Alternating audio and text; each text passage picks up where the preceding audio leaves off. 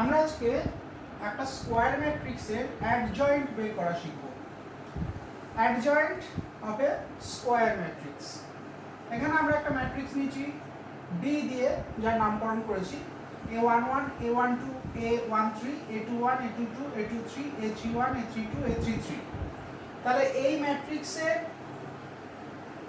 এলিমেন্টের প্রত্যেকটা এলিমেন্টের করসপন্ডিং কোফ্যাক্টর নিশ্চয়ই মনে আছে যে এই এলিমেন্টটা যে রো এবং যে কলামে আছে সেটা বাদ দিয়ে বাকি অংশটা, এবং তার সামনে চিহ্নটা হবে কি না, যে এলিমেন্টের আমরা কোফ্যাক্টর নির্ণয় করছি সেই এলিমেন্ট কততম রো কততম কলামে আছে সেই দুটো সংখ্যার যোগ হবে -1 টু দি পাওয়ার।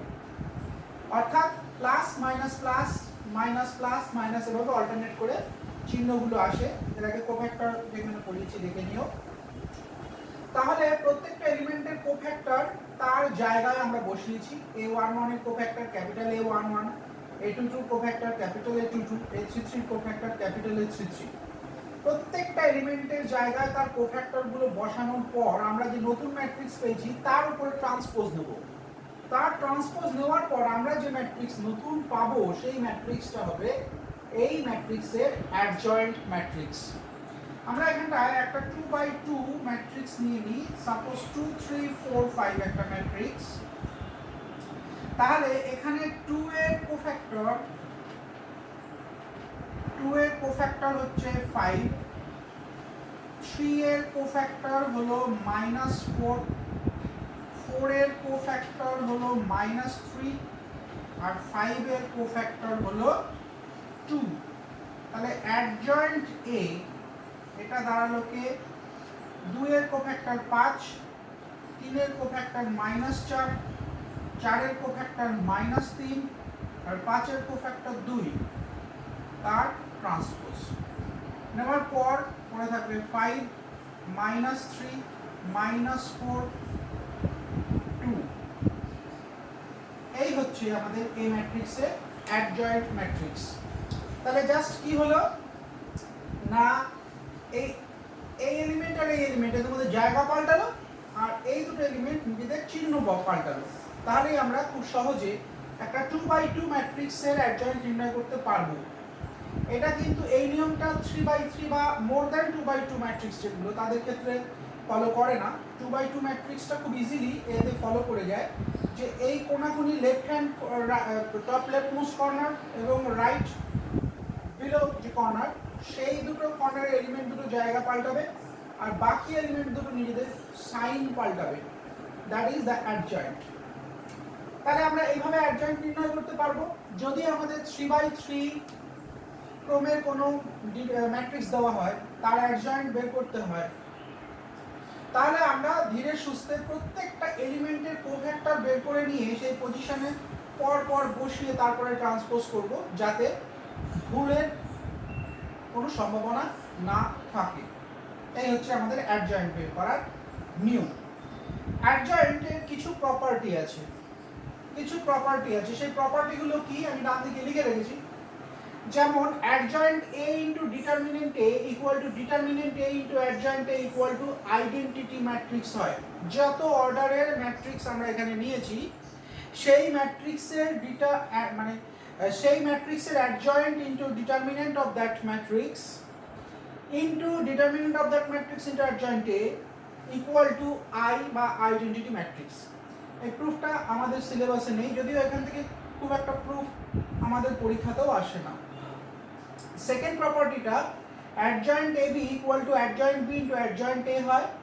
এই দুটো নিজেদের জায়গা পাল্টে নিয়ে সামনে পিছনে চলে আসে। প্রত্যেকটা কিন্তু ম্যাট্রিক্স, কারণ A ইনটু B এটা একটা ম্যাট্রিক্স, তারপরে তার অ্যাডজয়েন্ট দিলেও সেটা একটা ম্যাট্রিক্স।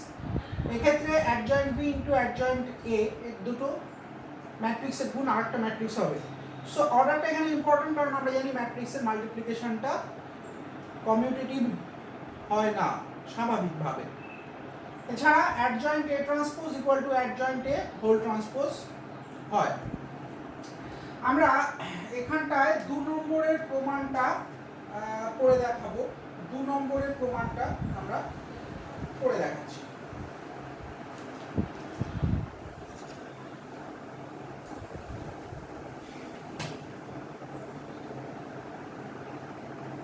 নম্বরের প্রমাণটা আমাদের সিলেবাসে নেই, 2 নম্বরের প্রমাণটা করে দেখাচ্ছি। আমরা জানি AB into adjoint of AB is equal to determinant of AB into I হয়, এটা নাম্বার 1। এইটা 1 নম্বর প্রপার্টি থেকে AB ম্যাট্রিক্স ইন্টু তার adjoint equal to determinant AB into I। আচ্ছা, এবার আমরা আবার AB ইন্টু ডান দিকে যেটা আছে adjoint of B into adjoint of A এটাকে ক্যালকুলেশন করছি। তাহলে আমরা জানি যে ম্যাট্রিক্স মাল্টিপ্লিকেশন অ্যাসোসিয়েটিভ হয়, সো এই দুটো গুণ করলাম, B ইন্টু অ্যাডজয়েন্ট B, তার সঙ্গে অ্যাডজয়েন্ট A পরে থাকলো, তাহলে এটা A into determinant B into I into adjoint of A। যেহেতু এটা একটা ডিটারমিনেন্ট B ইন্টু I এটা একটা স্কেলার চলে আসবে, সো এটা সামনে চলে আসলো determinant B into A into adjoint A। তাহলে এটা determinant B into determinant A into I, so determinant AB into I, এটা নাম্বার 2। এখানে একটা কথা বলি, determinant AB equal to determinant A into determinant B হয়, এই প্রপার্টিটা আমরা এখানটা কাজে লাগালাম। তাহলে বোথ রাইট হ্যান্ড সাইড দুটোরই সেম হয়ে গেল, সো লেফট হ্যান্ড সাইড দুটোও সেম হবে, AB into adjoint AB equal two AB into adjoint B into adjoint A, অর্থাৎ adjoint AB is equal to adjoint B into adjoint A হয়ে গেল আমাদের 2 নম্বরের প্রুফ। 3 নম্বরের প্রুফটা আমরা যে কোনো একটা 3/3 অর্ডারের ম্যাট্রিক্স নিয়ে তারপরে তার ট্রান্সপোজ করে আমরা এটাকে প্রমাণ করতে পারি। 3 নম্বরের প্রমাণটা করে দেখাচ্ছি।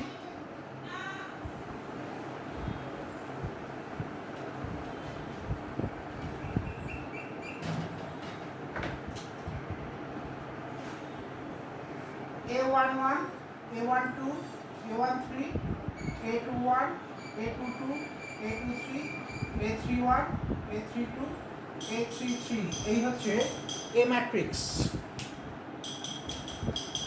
তাহলে A ট্রান্সপোজ এটা হলো A11, A21, A31, A12, A22, A32, A13, A23, A33.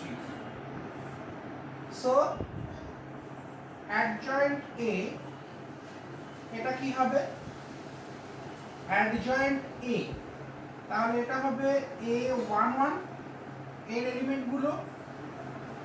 এর এলিমেন্টগুলোর কোফ্যাক্টর,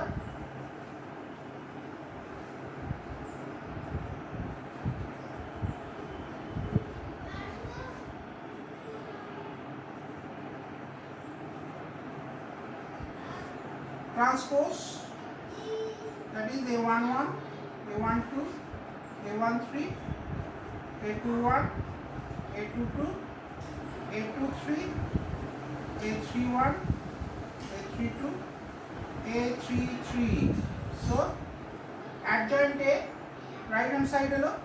এইবার যদি আমরা এর ট্রান্সপোজ নিই, both সাইডে ট্রান্সপোজ করে দিই, কারণ আমরা রাইট হ্যান্ড সাইডে adjoint এর ট্রান্সপোজ চাই, সো এটা চেঞ্জ হয়ে যাবে A11, A12, A13, A21, A22, A23, A31, A32, A33. So final right hand side এখানটায় আমরা পেলাম। এবার আমরা এই A ট্রান্সপোজে অ্যাডজয়েন্ট বার করে দেখি, লেফট হ্যান্ড সাইডের কাজটা করব। A ট্রান্সপোজের অ্যাডজয়েন্ট